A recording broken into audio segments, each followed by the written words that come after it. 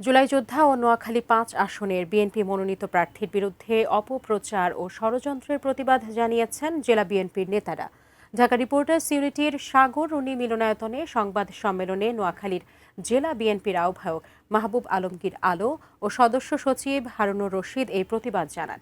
এ সময় জুলাই যোদ্ধা হওয়া সত্ত্বেও দলের প্রার্থী ফখরুল ইসলামের বিরুদ্ধে মোহাম্মদপুর থানায় একটি স্বার্থান্বেষী মহলের প্ররোচনায় মামলা দায়ের হওয়ায় উদ্বেগ ও নিন্দা জানান তারা।